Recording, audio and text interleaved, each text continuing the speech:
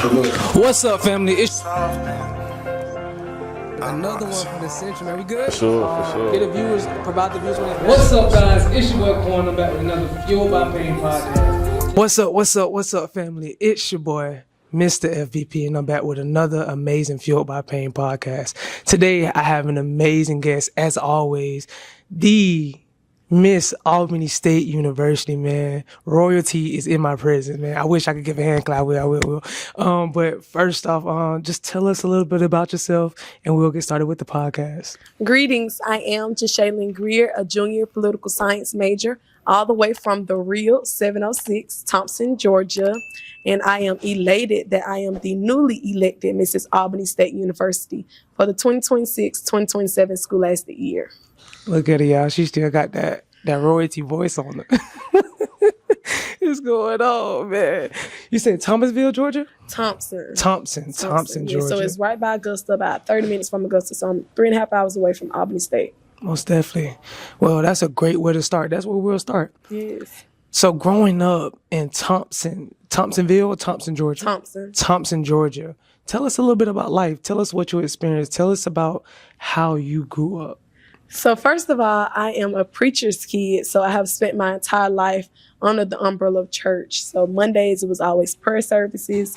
Wednesday, it was Bible study. Friday, another Bible study. And Saturday was our worship services. Mm-hmm. And I'll be honest, I thought it was all too much, the praying, the fasting, the going to church. But now that I grow older, I realized that it was necessary to be able to put me in the predicament, in the position that I am in today. My faith is what has sustained and made me. And even looking back, being in church, it has motivated and inspired me. The speaking, doing scriptures every Saturday, the praying every Saturday, all of that has allowed me to be able to get in front of a crowd. That's why I'm not scared to speak in front of a crowd, because I did Easter speeches. Mm-hmm. I did the oratorical speeches, any oratorical contest that there was in my hometown. I've been there and I've done that. So speaking comes natural for me. And these are things that I have to do in my role as the newly elected Mrs. Albany State University. Most definitely. You spoke about that one thing that keeps everybody going, faith. How close of a tie, of a knit have you had with God lately, especially in this realm, going through the things that you've recently gone through, with going through a process of becoming a new member of Delta Sigma Theta Sorority Incorporated? You know what I'm saying? Big dog. But yeah, so how close have you been with God in your recent journey? I would say, my dad used to always say when I was coming up, he used to always tell my sisters, and I have 2 sisters, he used to always say, it's going to come a point in your life where you're going to need to know God for yourself, because you cannot get into heaven off of your parents' faith. And I feel like for the longest, I've been operating off of my dad's faith, my dad's prayers, my mom's faith, my mom's prayers. But that can only get you so far. Their prayers and their faith is what brought me to college. And no doubt, I've always been a prayer warrior. But praying can only take you so far if you're not in the Word. And so I feel like within my process with Delta Sigma Theta Sorority Incorporated, it actually drew me closer to God, because my sisters and I, when I tell you it took prayer for us to get through the finish line, to be able to see it through when all odds were stacked up against us, when different things were sent to destroy our line, we made it through, and it was nobody but God. And so that grew me closer to God, as well as me winning Miss Albany State University, because I had never imagined that I would be the next Miss ASU. Never imagined that you would be Miss ASU. Speaking from a perspective that's so bright, if that little girl could see you right now today, what do you think she would say to you? I don't think she would be surprised. I've always been very bold. I've always been outgoing, outspoken, very active and involved. And anything that I put my mind to, anything that I do it with pride and honor. I'm never just a T-shirt wearer. That even takes me back to when I was in high school, the captain of the cheerleading team, the student council president, the chaplain of Beta Club, a part of the National Honor Society. The list goes on and on and on, being active even in the community with my dad being a pastor, different obligations with church.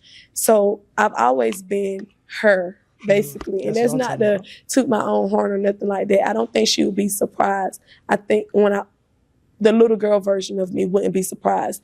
But the version I am today, the only reason why I was surprised about me winning Miss Albany State University is because I was skeptical about the talent portion. Me praise dancing, that was something that we didn't really do at our church. I had praise dance twice, and that was it. And that was only when I was like 8 years old. And my dad cut it out of the church. He felt like a lot of us were using praise dance for self-glory, including me. I was young. I wanted to show off. I wanted to stun on him. And he noticed that at a young age, like, oh, you're not doing it for the right reason. You're not doing it for the glory of God. And, we had some people on the praise dance ministry that were only coming to church when we would praise dance. And so he didn't like that. He thought that we were doing it to be able to lift ourselves up. And so he took it out of the church, and so I had only praise dance twice. And so when it came to everything else in the pageant, I was confident, very confident. I didn't become confident on the talent segment until 2 days before the pageant. Wow. That's crazy. Yes. And I said, I never imagined being Miss Albany State University, even when it came to pageant and the preparations. I had class that ended an hour after practice started. So I always came to practice an hour after everyone. It was only a 2-hour practice. And I remember telling Dean Williams at one point, like, I feel like I'm at a disadvantage, if I'm being honest. And I said this in front of everyone, in front of the other contestants, in front of Miss Taylor, Miss Redden, Mr. Green, and Dean Williams. I feel like I'm at a disadvantage because I'm always coming an hour after everyone. Is it a way that we can push the practice back? And Dean Williams said, you're more than welcome to come to my office to be able to get the one-on-one experience. I'm more than happy to help and assist you. Absolutely. And I was just like, okay, thank you. I appreciate it. But at the time, I thought to myself, like, I really want the practice pushed back. I want to be able to practice with everyone for the 2 full hours. And I never took Dean up on the offer as far as going to her office and getting the one-on-one assistance. That's how I know it was nobody but God that allowed me to win and will be currently reigning, for the next semester and the semester after that. Because how can you go to a practice, everyone else is having 2 hours and you only got 1 hour, and you still win? Still make it to that fire, man. I say at least once every single podcast, but God doesn't make mistakes. He doesn't. It's so powerful. God doesn't make mistakes. He's so intentional when he does things. And it reminds me of the scripture that say, you might not understand it now, but just wait and you'll understand it. And I didn't understand it then until, after the pageant, I reflected on everything, every little thing down to the detail. I was able to analyze it and be able to see, like, okay, I always believed in God, but now my dad is right. It's going to come a point in time where you have to know God for yourself. Most definitely. Speaking of family dynamics, speaking of dad, speaking of mom, especially dad being in that pastor sense, that pastor life, what were some of the things that they helped instill into you? We talked about some of those things that have helped you along your journey, that have pushed you on, some of those things that are embedded inside of your core. What are some things that your parents taught you that you still lead forward with today? Education is one thing my dad always instilled within me. He always, outside of him being a pastor, he does tires. So if someone called him at 3 o'clock in the morning, he's going out there fixing the tires. I always tell people, my dad is my one call that's all, but he's your one call that's all as well. And so education is what he instilled within me, because he's like, I'm 48 years old. I have no business working as hard as I'm working, and it's only because I don't have a degree. But if I had a degree, I would be able to sit back in a classroom and be able to do different things, moderately at his own pace. When you have a degree, it opens up doors for you that you won't even believe. It puts you in position versus when you don't have a degree. So he always pushed education. And so I knew without a doubt that I wanted to go to college based on my dad saying, well, you don't want to be doing something just because that's the only thing that you can do. No doubt my dad loves doing tires, but at some point he wants to retire. But he won't be able to do that until he goes back to school and get his degree. And when it comes to my mom, something she always pushed was leadership. She always said, if you're a leader, you'll make it very, very far in life. But when you're not a leader, it's very few places that you'll make it. And she embedded in me what it means to be a leader. A leader is someone who can stand alone despite if the entire room is against them. That's the kind of person I am. I don't care about the opinions of others. I don't care about what others think to a certain extent, because I believe that true leaders do care about what others think. How can you say you're a leader and you don't care about the opinions of others? You gotta care about that image. You have to care about your image. You have to care about being a leader at heart. And being a leader requires walking alone. A lot of people don't understand that, but when you're a leader, sometimes you have to walk by yourself, and it's not that, you're not liked, but everybody can't go where you're going. And in this season, I have realized that everybody can't go where I'm going, and I can't go everywhere everyone else is going. Absolutely. And it's simply because, Miss ASU can't be seen everywhere. Even when I went out the other day, they was like, Miss ASU is out. It's never just, I'm Shay. I'm no longer Shay or Ja'Shalyn anymore. It's Miss ASU is out. So I can't do everything. Even if I want to, I can't do it because I know that I'm in a position that requires higher. And like you say, I'm glad that you mentioned image. That was another thing that my mom always pushed. Your image means everything. You can't go out the house with a bonnet. Yeah, no. You cannot go out the house with pajamas. You can't go out the house with bedroom shoes because people will automatically assume that you're ghetto. Regardless of how educated and classy you are, people will not see you outside of your bonnet. And so that was everything that my mom would always instill within me. My mom, she is such a classy lady. She dressed up, I'm talking about heels, boots, everything that you could ever imagine, makeup, even if she run into Walmart. Really? I don't know if I'll ever get to that level of image, but she has instilled within me what it means to maintain your image. And your parents are together still? They are. They have been married for 10 years. She a first lady. That's why she doing that. She a first lady. She know how to run her courses. Yeah. That's why. Man. Okay, let's take a dive. Let's take a dive down a different street. What is a moment from your childhood that still lives with you today? Something that quietly shaped how you move now? I would definitely say going to middle school, that's the transition between elementary and middle school. And I didn't go to the elementary school that a lot of the students went to, like majority of the students that was coming to the particular middle school that I went to, I didn't go to that elementary. And so it's first day of school and people were talking about, going to the football game. And I'm like, we're going to the football game today? They was like, yeah, that's what we do. We go to the football game every Friday and stuff like that. And I was like, I want to go. And it was a group of girls that were discussing it.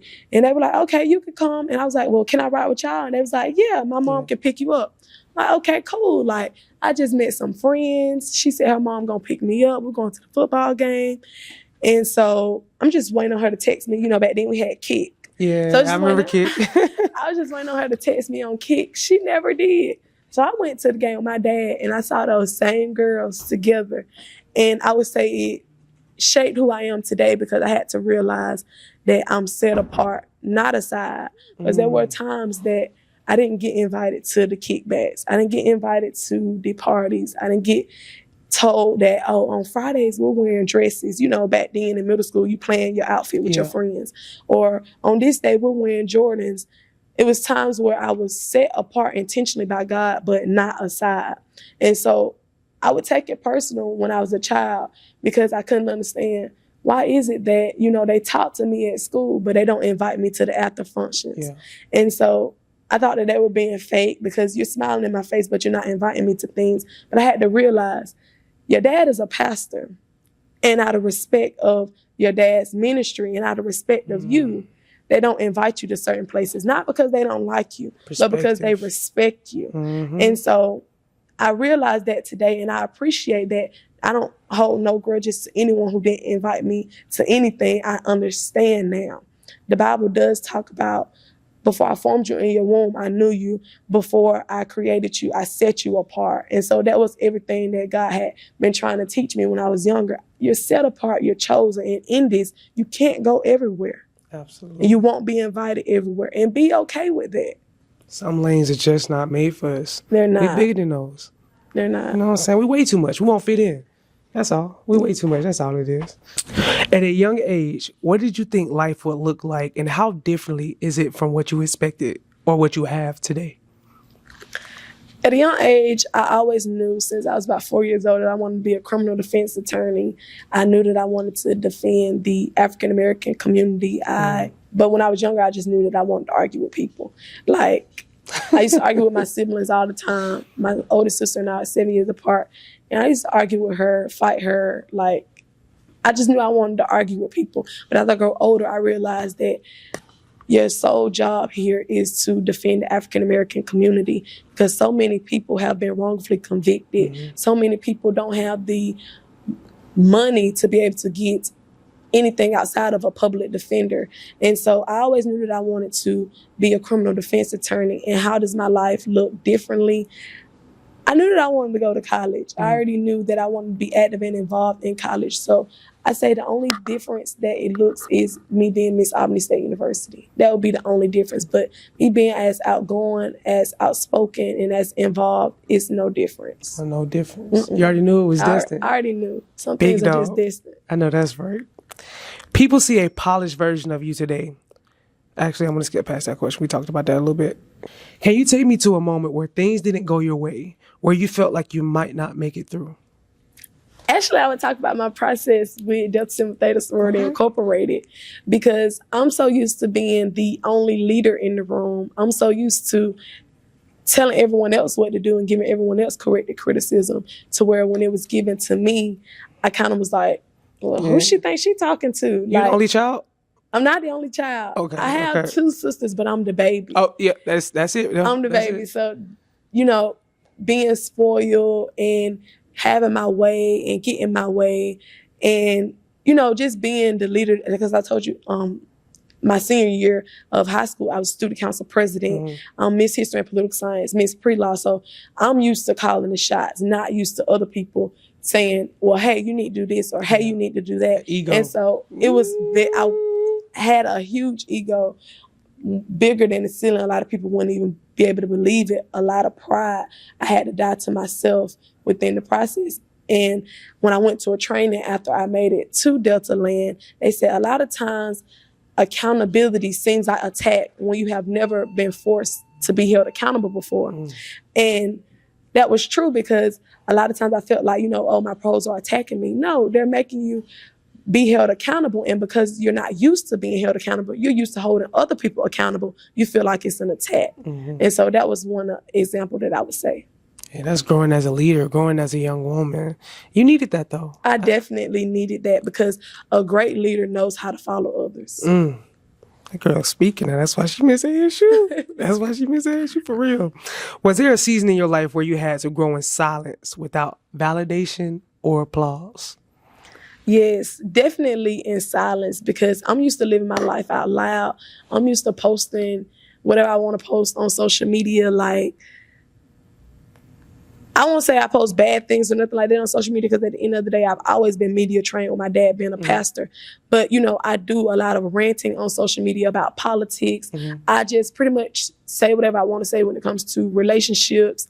And I had to learn that sometimes you got to have an opinion, but it has to be in silence, especially in this position, for the sake of, how other people view you. Yes, you can still state your opinion, but a lot of times it needs to be kept to yourself. Absolutely. Because if you are not trained as far as media trained, you just going out, you just saying anything, like the young people say, you just giving it out. You just saying anything. That could be able to say, oh, I didn't know Miss ASU was like that. One person told me, oh my God, I didn't know you had that much mouth. And I said that day, oh my God. Was it somebody of age? It was. They were the same age as me. Yeah. And they said, I didn't know you had that much mouth. And so I knew then that I had to pull back from some of the things that I say, because in my license, as far as GSS, they know how I am.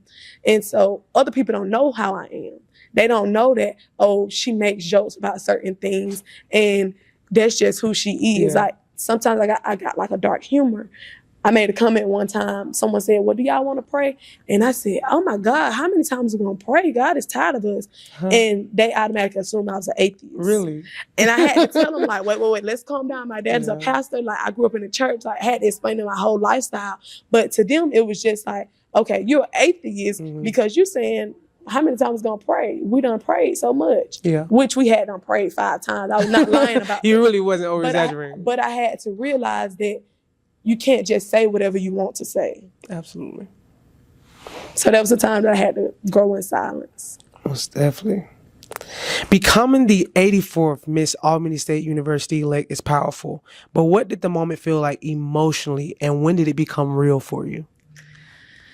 It was heavy when I first won. It was heavy.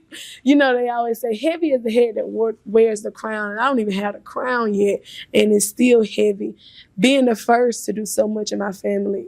It's you a first lot. to go to college? I'm the first to go to an HBCU. So my oldest sister, we were 7 years apart. She went to school, but it wasn't for long. It was for about a semester. And so I'm the only one that has been to school for this long. I'm a junior in high school, only one to go to HBCU, only one to stick it out for 3 years now, about to graduate. I've already graduated. I've already graduated with my associate's degree. I'm the first child to get an invite to Honors Day, the first child to make Dean's List 3 times, the first to do so much. And it just reminded me of the scripture, the last shall be first and the first shall be last. You know, I'm the last child, but the first to do so many things.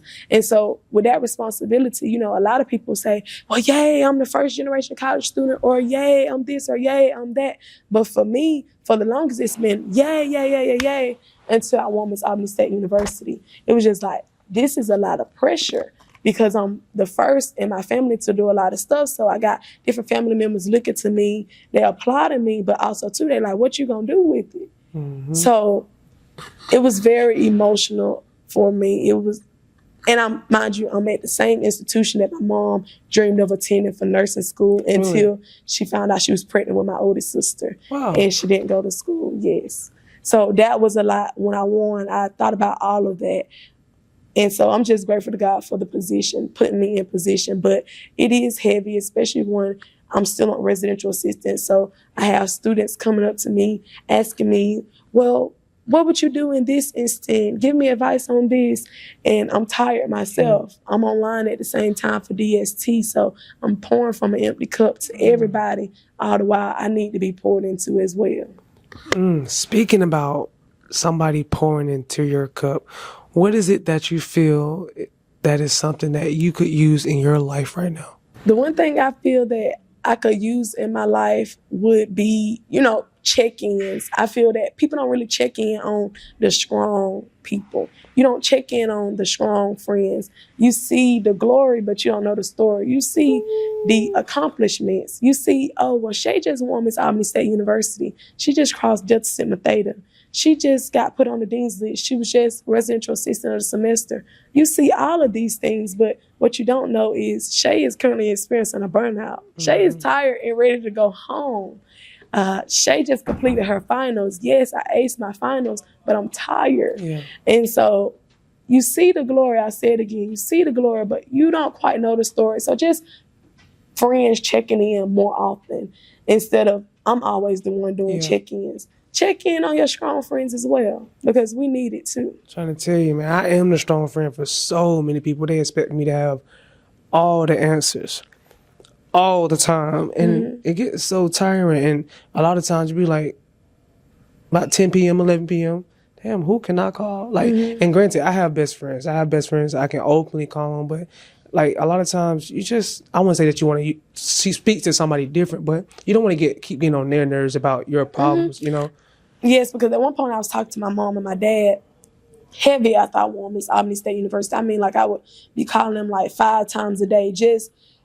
I was just in a down state about it. And you might say, well, how are you at the highest peak of your life and you're in a down state about it? But, you know, just questioning my purpose and questioning whether or not I should have won. Just all of the thoughts that the devil tried to put into my head about me. You know, I was on the phone with my parents heavily during that time. And at one point I was just like, I'm gonna just stop calling my parents and stuff like that and stop telling them stuff that I go through, because I don't want to be a burden to people. You know, I don't really open up to people like that. So when I do, it's just like, I don't want to be a burden, especially if it's still this one thing that's bothering me. you know. And then when you do tell people about your issues, they'll like baby you and cater to you. And I don't want nobody babying me or catering to me. Just needed somebody to listen. I just need somebody to listen. I just need support or advice. Don't baby me. Don't cater me, because now I'm going to feel like a toddler. Yeah.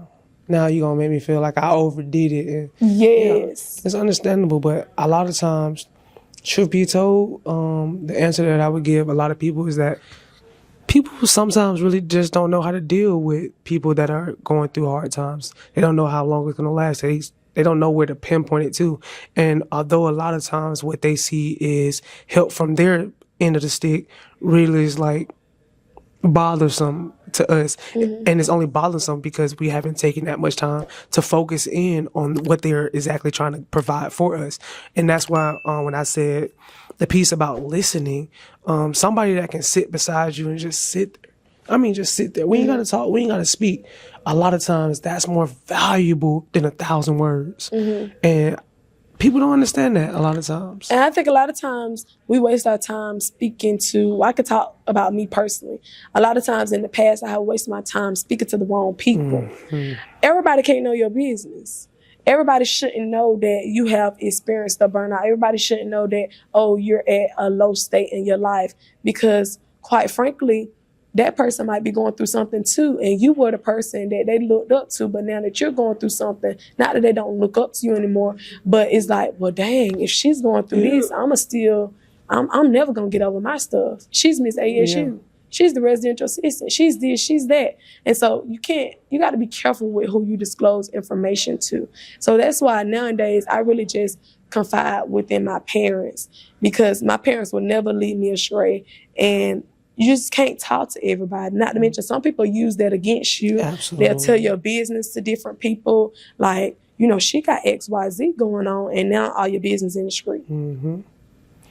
Also, speaking on that, I can go on and on about this topic. Also, dialing in from that perspective, I think a lot of times what people don't know and can't comprehend is taking the time out to, and that's true advice from Miss ASU. Don't trust everybody that is in your corner, because like people say, some people are literally there just for a season. Not everybody has the best interest for you. Not everybody's going to keep or hold value to the information that you're giving them. Some people will tell your business to every person, hoping that it brings you down, hoping that you don't succeed what you're trying to aim for. So be mindful of that. What do people not understand about the pressure? Oh, wait, nope, I love that. You answered that question. Has there ever been a time in leadership where you questioned yourself and almost felt like you weren't enough in that position? I would say when I first got the title Miss Albany State University, just questioning myself, not what I'm going to do with the position, because I have no doubt that I'll be able to do a lot with the position. I know too many people to not be able to bring that experience into this new role, but it was just an internal thing, just questioning myself and what God had planned for me, because like I said, I never imagined this to be my reality. Yes, I prayed for it, but to actually hear my humble cry, and to actually hear God move, to see God, move on my behalf, that meant everything to me. And so when you're at a high position like that, yes, I'm questioning it, because it's just like, wow, you chose me? You, like, this real life right now is me. This is my crown. This is my steps that you're ordering. It's me. Okay. Smooth. It's my turn now. It's my turn now. I got the ball. I got the ball. What you know my ball? What you know my ball, girl? You reference Luke 12:48. To whom is much given, much is required. How has that scripture shown up for you in your life? That's actually my favorite scripture, and what I ran my campaign on. To whom much is given, much is required. And I look at it in the aspect of, I have been given so much when it comes to scholarships, opportunities, internships, when it comes to the support from friends, heavy support when it comes to my family, financial support with my family. I've been given all of these things, so I'm required to do the work. I'm required to graduate school. I'm required to go above and beyond in my academics don't just exist, but live and thrive. I'm required to lead, serve, and reign. That girl is speaking. That was from the pageant. It had to be from the pageant. That was well put together. It was during my week, actually. It was the lineup of my week, because by the end of that Wednesday, people had already been saying, once I say too much is given, they'll say much is required. Yeah. Like, I have videos of people saying that at my pageant. The lady was like, to whom much is given, they was like, much is required. They had studied that scripture after I had said it. And so I was like, okay, I got to be able to know how to combat this, because they're wondering, what does this scripture mean to me? Yeah, you did just that. Ran around circles, and I ain't gonna lie. I got a question for you, talking about community engagement and the people around us, especially as a queen. In your eyes, what are the most pressing issues our generation is facing right now, especially within our community? I think the most pressing issue our generation is facing would definitely have to be the lack of trust in police officers. This is some things that I stated at the pageant as well. We see so much crime going on when it comes to police officers in the Black community. Breonna Taylor's death, George Floyd's death, Eric Garner's death. All of these people's lives have been affected. Families' lives have been affected due to the harsh crimes and unfortunate crimes that have taken place that weren't even these people's faults. And Absolutely. So I would say that's the most pressing issue, because if you don't trust the police officer, who can you trust? When you're having emergencies, people are literally scared to call a police officer, because they're saying, oh, well, bump 12, or we don't fool with 12, or we're going to say 1 through 11, we're going to skip 12, and we're going to go to 13. They're scared. They are scared for their lives, and it's the things that have been put out, the things that some police officers have done. But one thing I can say is, when it comes to, I relate it to a McDonald's worker. We go to McDonald's all the time. They forget our sauces, our straws, maybe even a cookie. They forget it, but we keep going back to McDonald's. We might see one of the employees and say, well, you know, Trina forgot my cookie last time. I'm not going to eat at McDonald's today because Trina is on schedule. Right. But I'm going to come back that nighttime when Trina's not on schedule. We keep going to McDonald's. We just don't go when Trina's on schedule. And I say that to say, if we keep giving McDonald's chance after chance and they keep forgetting our sauces and our straws, why can't we give the police officers chance after chance? Now, grant you, it's a sauce compared to a life. But also, too, we have to know that one person or a couple bad apples should not spoil the whole bunch, because there are some police officers that have a heart for our community. I've seen it firsthand. There are some police officers that go above and beyond for the community. But unfortunately, the outlook that the African American community have on the police officers is that we don't fool with them. We don't trust them. I think that, especially, I can speak from my personal perspective on that alone. I just feel that growing up is something that was openly, I think, taught. It was taught. It's not even something that you live and forget. Like, no, we sometimes people are mad at Guy and they still give him chances. No, this is something that has been taught to us, almost just like racism. It's simply almost the same thing. We have been taught our whole lives almost to essentially hate cops. And it comes from how we look. It comes from what our parents been through. It comes from something that was passed down. And the narrative doesn't start to change until our friends and our babies become cops. That's the thing. The narrative doesn't change until more people like us do more good in those uniforms. That's what needs to happen. It needs to not people just on TikTok. I've seen a lot of more officers on TikTok and stuff like that. Yes, that counts. Yes, that builds the engagement with the community. But what about pulling up to the hood playing basketball? People don't do that no more. Pull up to the hood, jump rope, and pull up to you might see a cookout going on. Go sit down at the table, play cards. You want to build that sense of community. It's almost just like Hall 4 is what I do in Hall 4. Telling you I'm the police. You hear me? Telling you I'm the police. But when you have a sense of community, people don't mind telling you, hey, this going on. You might want to check this out. Hey, I heard this one. When you build that, people trust you, and it goes both ways. Yes. And that's what's going on right now. It's no trust. And I believe that should take place even in a leadership role. I like that you mentioned trust and building a sense of community, because when you don't build a sense of community, that's the foundation. And if you don't build the foundation, then the whole house is rocking. Crumble, absolutely. It's crumble. If you don't build that foundation, then, man, you're in for a rude awakening. I would definitely say another pressing issue would have to be the voter turnout.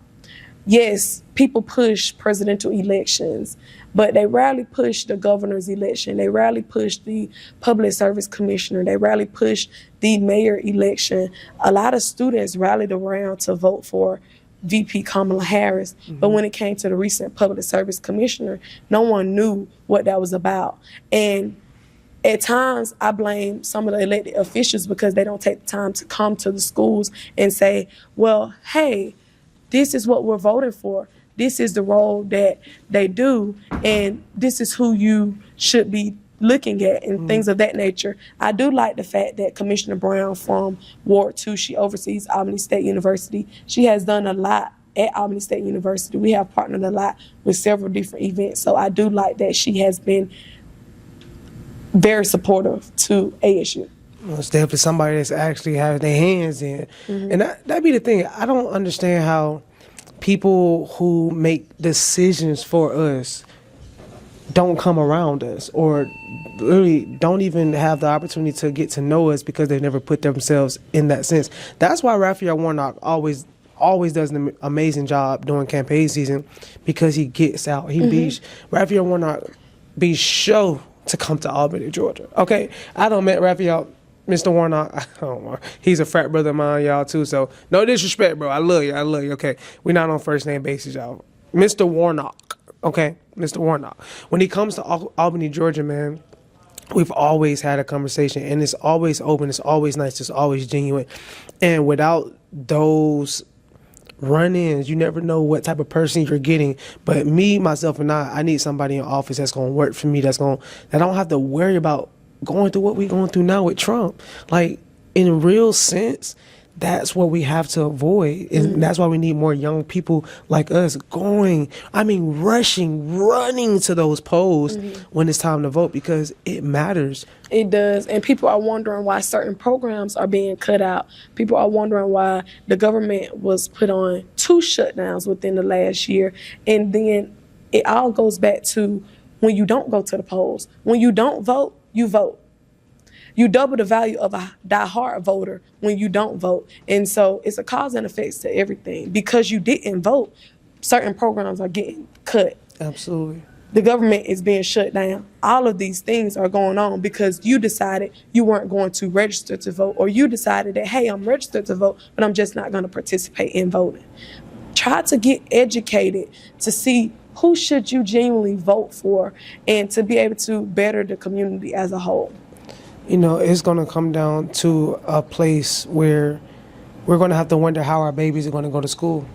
That's when it's going to start to hit home, when they shut off all funding for education. That's when it's going to be hell break loose, for real. And I don't want it to get to that point for us to start realizing how strong our voice are. But, I mean, can't y'all see that? They literally are taking everything away, bro. Like, it's there. It's in your face. They're taking everything away. So something our ancestors have worked so hard to achieve, literally. Yes, and that's why voting is so important to me, because you had the grandfather clause, you had the poll taxes, you had the literacy tests that were literally sent for the African-American community to not vote. You know, when you put a literacy test in a black person's face 200 years ago, of course they don't know how to read. Our community has been set back, unfortunately, 400 years due to slavery, over 400 years. And so those things were put in place back in the day so that we could not vote. And so now that we have overcame those kind of obstacles, we should be running to the polls to be able to fulfill our duty as U.S. citizens for our ancestors that did not have that opportunity, or the ancestors that have fought and died for our right to vote. Dr. Martin Luther King worked tirelessly. Malcolm X worked tirelessly. Rosa Parks tirelessly. All of those individuals fought for our right to vote, and to not vote is a slap in their face. Absolutely. All the way. It's a slap in their face. I couldn't agree with you more. I really couldn't. I think that's, if they knew what route the world is going in right now, I think, like they say, they would be turning in their graves. I think it's too many young men trying to be YNs, then leaders, then CEOs, then I won't even say entrepreneurs. They definitely entrepreneurs. But if they knew what they could do with that knowledge, that's why a lot of times you see some of the most successful street smart people come out of the hood because they learn how to turn that street smart into business smarts. And I wish that more young men and young women, because it go both ways. I'm seeing young women in the street just as much as you guys these days. But yeah, taking that knowledge and then putting it towards something. But the thing is, I feel like we're at a point right now where we don't know what's going to make money. We don't know what's going to be here for the longevity or not. And I think there's not enough people teaching us what longevity looks like. You don't see a lot of Caucasian families, a lot of, Asian families a lot of times run out of money because they know how to keep it. They know how to keep it running. They know how to keep it moving. They know how to put it into different places so that it builds value. Us as black families, my mom just started her credit journey. Like, just started her credit journey so she can buy a house. That should have started 20 years ago. I shouldn't have been the one to put, those steps or those hints to my mom. I should have been the one teaching my mom. My mom should have been the one teaching me. And that's how we start to break those generational curses, by simply just showing up and vote. It starts with us. Sadly, it has to start with us now. And it's a scripture that my dad always puts in my face. And he always say, lack of knowledge, my people perish. That's not what he says. That's, of course, what he says, but that's what the Bible says as well. When you have lack of knowledge, you're going to be destroyed. You're going to be taken out. You're not going to be successful. Lack of knowledge when it comes to who's on the poll. Lack of knowledge when it comes to credit. Lack of knowledge when it comes to education. Lack of knowledge when it comes to programs and why they're being cut off and why the government is being shut down. Lack of knowledge. You don't know anything. And so you're not going to never be successful when you don't know. When you're in the know, you're likely going to be successful and you're going to be able to know how to navigate throughout the world. But when you don't know, you're in some trouble when you don't know. Some deep trouble. You hear me? Real deep trouble. I got a question for you from a different lens, actually. If you could sit down with a student who feels like their voice doesn't matter, what would you tell them? I would tell them that they are enough, and to know that God has intentionally put them at Albany State University or any institution that they are in for a reason. They have a higher purpose greater than themselves, and someone is dependent on them to be able to succeed. And if they give up, then that person won't go through their breakthrough. I would tell them, don't get weary in well doing, for in due season you will reap a harvest if you faint not. That's another one of my favorite scriptures, Galatians chapter 6, verses 9. Don't get weary. Don't be stagnant. Remain steadfast. Remain unmovable.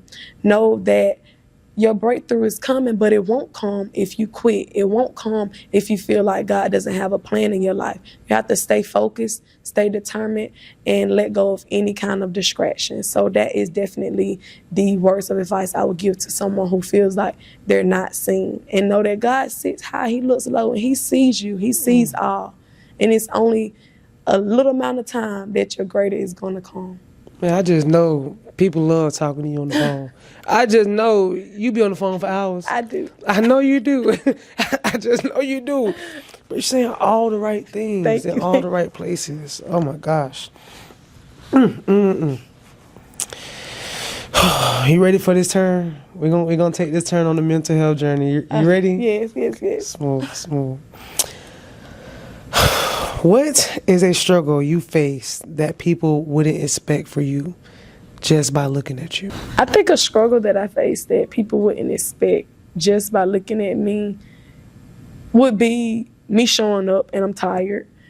And it might sound so simple, but it's so big for me because when I won Miss Albany State University, someone asked me, well, what do you plan on doing that will set you apart? And I stated visibility. I want to be a visible leader. But I recently learned that just because you're a visible leader doesn't mean you're an effective leader. Just because people see you don't mean that you're getting a lot done. Just because you're doing a lot doesn't mean that you're getting a lot done. So you show up to these places, but you're tired. You can't even introduce yourself to someone who might have an internship or a job offer to you because you're just in the room. I remember one time I went to a training and I was just in the room and they were looking for me to stand up and introduce myself, but I never did because I was tired, I was worn out. And so that's a struggle that I continue to face, showing up for people all the while needing to show up for myself, pouring from an empty cup all the while needing to be pouring into myself. And so what I had to learn this semester is, what I'm learning is I can be available, but not in attendance. Just because I'm available don't mean I have to go. I need a break. I need to be able to relax. And that's the main thing that I struggle with, thinking that if I don't show up somewhere, people will be mad at me, or people won't understand, or it won't be as great as an event because I'm here for a purpose. I'm here to inspire people. And if I don't show up, then, the world is going to stop, when that's far from the truth. There are other leaders put in place to be able to throw their weight around. I'm not the only leader in the room. And that's what I'm having to realize. You're not the only one that matters. It's a whole bunch of greatness, especially here at Albany State University. And so I don't have to run myself dry or experience a burnout in order to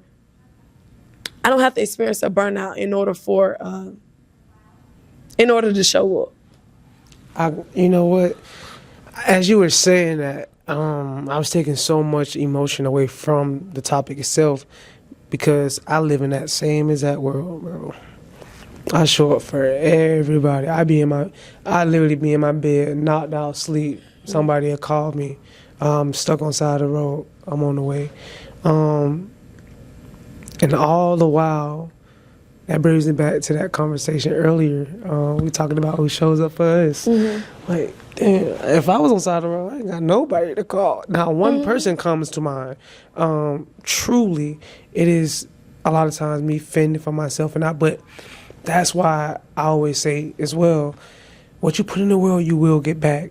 Maybe not from the person that you gave it to, but God is going to make sure you get it back in return. So a lot of times, I look at it from perspective of doing good even when people aren't looking. Yes. I do like it when you mentioned that it might not come back from the person you did good to, because oftentimes I feel like we expect that same good to come back from that person.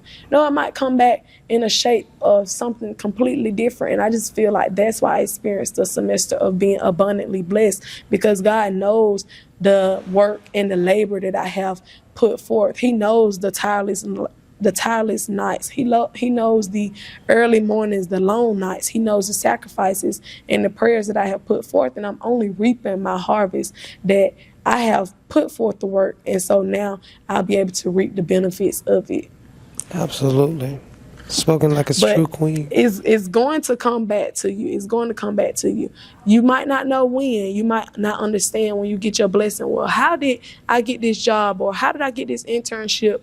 And I don't even have the credentials. You're going to get it. It's because you've done so much pouring into others, genuinely being happy and clapping for others. And so now God is going to make sure that you are not only clapping for others, but others are clapping for you. That's powerful.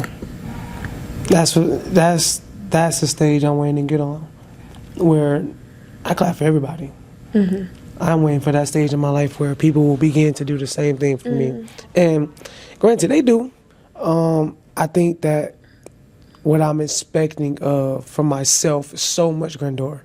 I think that's the thing. That's why I keep pushing. That's why I wake up every single day like, I got to go harder. There's something I'm missing.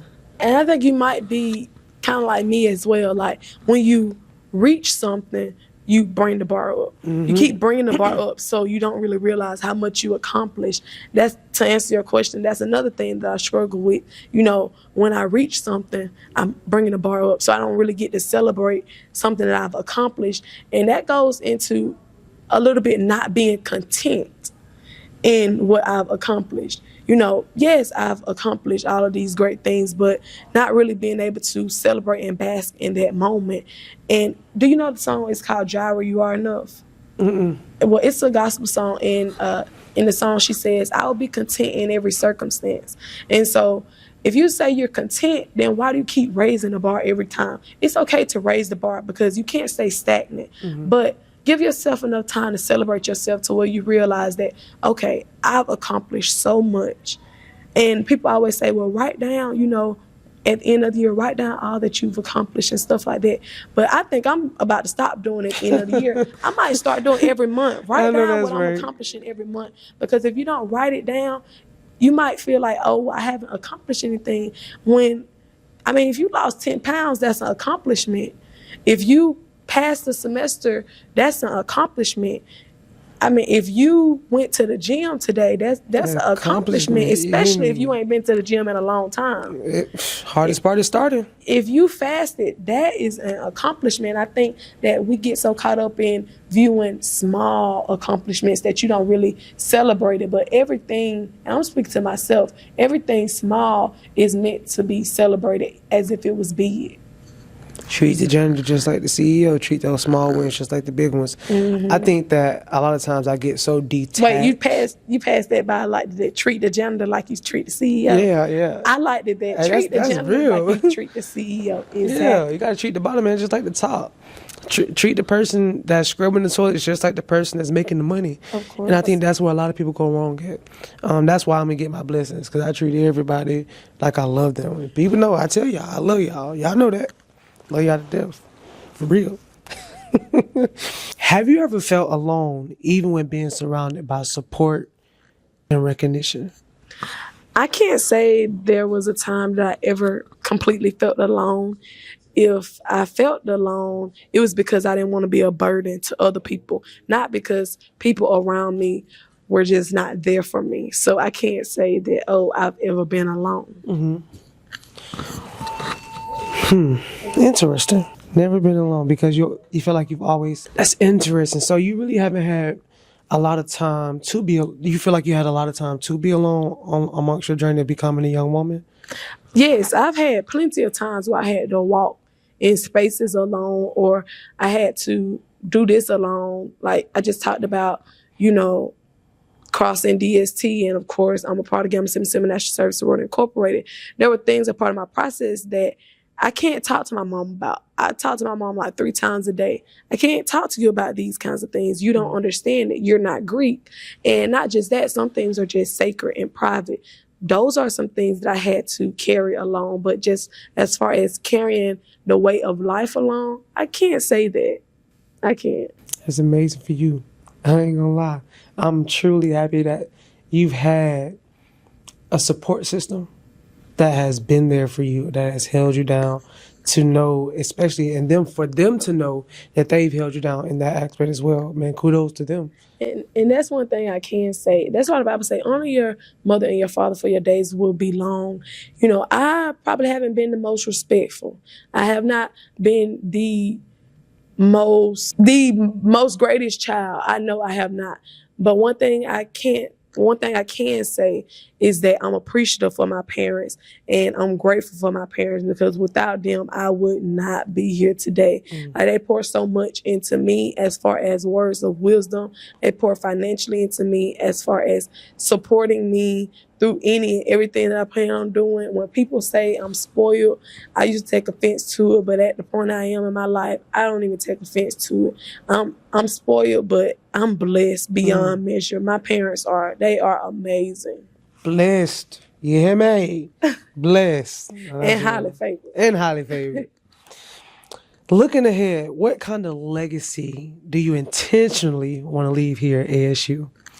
An everlasting legacy, one that goes on from years and years from now. Not just something that is, she's the hot topic for a semester, or she's a hot topic during her reign. No, something that someone looks back and say, well, you remember this was her staple event. Maybe we should still do this staple event because it worked for her and she was able to get 100 students there. So maybe we should still do this in 2055. So I want to leave an everlasting legacy. Yeah, the voting event had a big turnout, by the way. It had a huge turnout. And I just believe, like, to get something you never had, you must do something you've never done. And we've never done anything like that.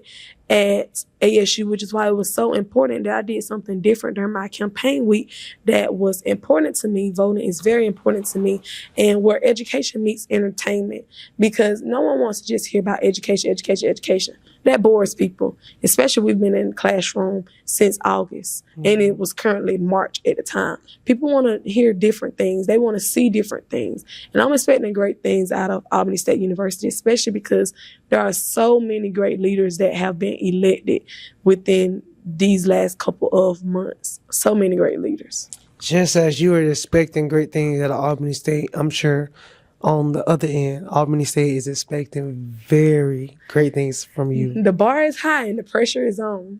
Hey man, you got it. You got it. God is walking with you and through you. Thank you. I can see I it. appreciate that. See it. We got 2 questions and then we're done with the FBP podcast. If someone listening feels overwhelmed, overlooked, or pressured to be perfect, what would you say to them? You don't have to be a perfect person. You just have to be a prepared person. Oftentimes we go into endeavors or we go into ventures thinking that, I have to have everything all together. I've been there and I've done that. But the most beautiful things and the most successful people come from being prepared. Not that they're perfect. You'll never have everything all together. The only person that is perfect is Jesus. And even then, he still faced so many obstacles. So you can't be perfect. That's impossible. But as long as you're prepared, you'll be able to make it through. That reminds me to a quote that I have on one of my my hoodies specifically for the podcast. It says, "Our most beautiful dreams are born from our most unpleasant nightmares." Wow. I'm gonna give you one. I got you. Thank you. I got you. Oh my God. All right. Last but not least, I want you to finish this sentence for me. Pain is the fuel, but my freedom would look like. All right. You ready? Pain is the fuel, but my freedom would look like. Being authentically me. Just like that, man. Last but not least, behind the camera, as I always do, if you has to give some words of affirmations, words of wisdom to somebody watching behind that screen who may be in your shoes, maybe not now, but in the future one day, what would you like to say to them? Go get your blessing. I was listening to Mary Mary before I got here, and the song said, go get your blessing. It's your time. It's your time. So go get your blessing. Don't wait on no one to hand something to you. Don't settle for less. Go out there and get your blessing, because what God has for you, no man can curse and no man can set aside anything that God has for you. Let your light so shine before the people that you are around so that God can get the glory for everything that you're doing. Know that greater is he that is within you than he that is in the world. You can do all things through Christ that strengthens you. And God is the source of our strength, which means that we can do anything we put our mind to. He knows you and the plans that you have before you even make them. So make sure you just go to God with everything, every dream that you have, and know that you're unstoppable. And God will continue to order and carry your steps, for he is the King of Kings and the Lord of Lords. If she ain't take us to Sunday, we almost there. No, for real. I appreciate you so much. Not only for dropping gems, but being what somebody needed today in terms of faith. We talked about faith in the beginning of the podcast, and throughout this, they have seen that faith is truly something that drives you to be who you are as a young woman. Yes. I appreciate you for coming on FBP podcast. Thank you for having me. I Of course. appreciate it. I hate we got to go. No, for real. No, for real. But there will be a part 2. There's going to be another one with you. I feel like it. For sure. Down the line somewhere for sure. FBP family, I don't know if anybody told you that. I don't care if anybody told you that. If ain't nobody told you that, I love you and I always will. FBP out.